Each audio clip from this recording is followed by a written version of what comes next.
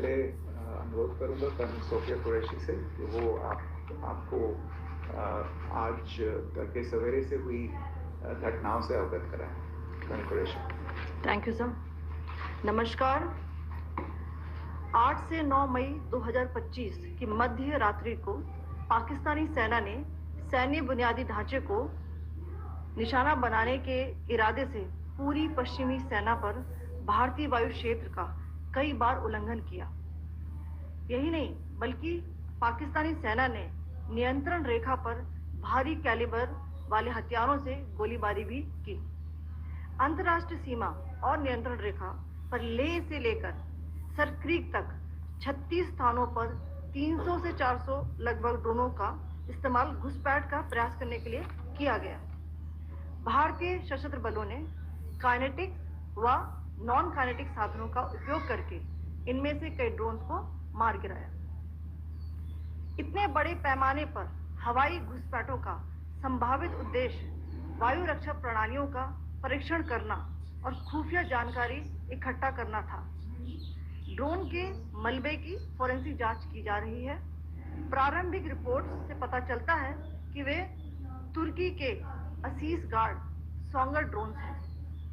इसके उपरांत रात में पाकिस्तान के एक सशस्त्र यूएवी ने भटिंडा सैन्य स्टेशन को निशाना बनाने की कोशिश भी की, जिसे पकड़ा गया और उसे निष्क्रिय कर दिया गया। पाकिस्तानी हमले के जवाब में पाकिस्तान में 4 हवाई रक्षा स्थलों पर सशस्त्र ड्रोन्स लॉन्च किए गए। इनमें से एक ड्रोन एडी रडार को नष्ट करने में सक्षम रहा। पाकिस्तान ने जम्मू कश्मीर के तंगधार, उरी, पुंछ, मेंढर, राजौरी, अखनूर और उधमपुर में भारी कैलिबर आर्टिलरी गन और सशस्त्र ड्रोन्स का उपयोग करके नियंत्रण रेखा के पार गोलीबारी भी की, जिसके परिणाम स्वरूप भारतीय सेना के कुछ जवान हताहत हुए और घायल हुए। भारतीय जवाबी कार्रवाई में पाकिस्तानी सेना को भी बड़ा नुकसान पहुंचाया गया। इसके अलावा पाकिस्तान का गैर जिम्मेदाराना व्यवहार फिर से सामने आया।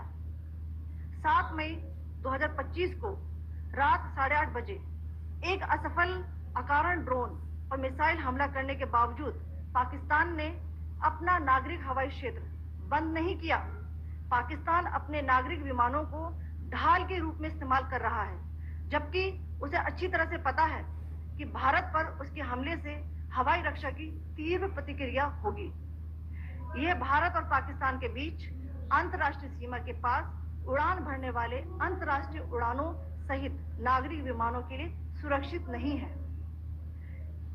यहाँ स्क्रीन शॉट में पंजाब सेक्टर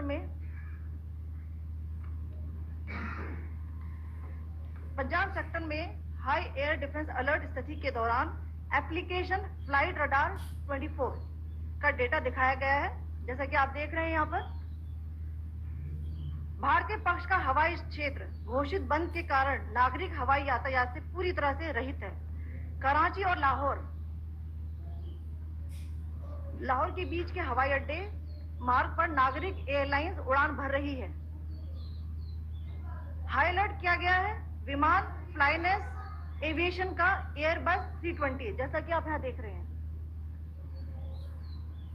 जो कि शाम को 5:50 बजे दमम से शुरू हुआ और रात को 9:10 बजे लाहौर में उतरा। ये सारा डिटेल्स आप यहाँ देख रहे हैं। ये डिटेल्स यहाँ लिखा हुआ है। Can you see this?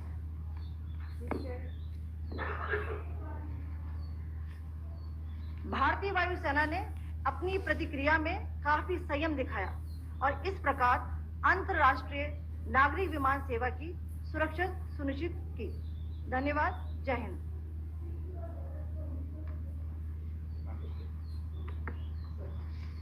Good afternoon to you all. On the intervening night of 8-9 May 2025, Pakistan military carried out multiple violations of Indian airspace along the entire western border with an intent to target military infrastructure. Pakistan military also resorted to firing of heavy caliber weapons along the line of control. Along the international border and line of control, drone intrusions were attempted from Leh to Sir Creek at 36 locations with approximately 300 to 400 drones. Indian Armed Forces brought down a number of these drones using kinetic and non-kinetic means. The possible purpose of these large-scale aerial intrusions were to test the AD systems and gather intelligence. Forensic examination of the drone debris is being undertaken. Preliminary reports suggest them to be of Aziz Guard Songa drone of Turkey. Later in the night, an armed UAV of Pakistan attempted to target Bhatinda military station, which was detected and neutralized. In response to the Pakistani attack, armed drones were launched at 4 air defense sites in Pakistan. One of the drones was able to destroy an AD radar. Pakistan also carried out artillery shelling across the line of control using heavy caliber artillery guns and armed drones at Kandahar, Uri, Poonch, Mendhar, Rajouri, Akhnur and Udhampur in Jammu and Kashmir area, which resulted in some losses and injuries to Indian Army personnel. Pakistan Army also suffered major losses in Indian retaliatory fire. Additionally, Pakistan's irresponsible behavior again came to fore. Pakistan did not close its civil airspace despite it launching a failed unprovoked drone and missile attack on 7th May at 8:30 hours in the evening. Pakistan is using civil airliners as a shield, knowing fully well that its attack on India would elicit a swift air defense response. This is not safe for the unsuspecting civil airliners, including the international flights, which were flying near IB between India and Pakistan. The screenshot which is showed and we shall share with you, it shows the data of the application Flight Radar 24 during a high air defense alert situation in the Punjab sector. As you have seen, the airspace on the Indian side is absolutely devoid of civil air traffic due to our declared closure. However, there are civil airlines flying the air route between Karachi and Lahore. Amongst the other civil aircraft that you can see, we have highlighted an aircraft which is Airbus 320 of Flynas Aviation, which was originated from Dammam at 1750 hours and landed later at Lahore at 2110 hours in the night. Indian Air Force demonstrated considerable restraint in its response, thus ensuring safety of international civil carrier.